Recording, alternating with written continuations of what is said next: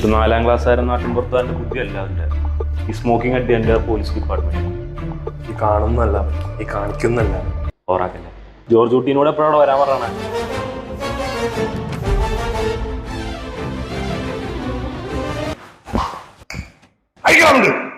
എന്താ മോനെ? ജോർജ് കുട്ടി എന്താ സാറേ? സത്യം പറ, നീ വരുന്ന അവിടെ ഒന്ന് പൂച്ച വെച്ചേ. എന്താ സാറ് അർത്ഥം വെച്ച് ചോദിക്കണത്? ഓഗസ്റ്റ് 2-ാം തീയതി വരുവിനെ കാണായ ദിവസം നീ എവിടെയാണ്?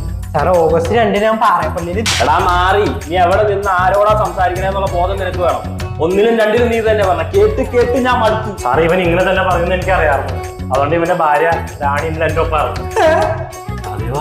അല്ല എന്റെ കസ്റ്റഡിയിലിറങ്ങും. എന്റെ ഭാര്യ നമ്മളോടെല്ലാം പറഞ്ഞാ അതിനെ അവക്കൊന്നും അറിയാൻ പാടില്ല. അപ്പൊ നിനക്കറിയാം അവൾക്കൊന്നും അറിയാൻ പാടില്ല. പക്ഷെ ഞങ്ങൾക്ക് മനസ്സിലായി നിനക്ക് എന്തൊക്കെ അറിയാം. മോനെ ജോർജ് കുട്ടി, 3-4 മാസമായി ഞാൻ വീട്ടിൽ കയറിയിട്ട് ഭാര്യ പണക്കത്തില്ല. നീ ഇനിയെങ്കിലും പറ അവനെന്താ ചെയ്തത്?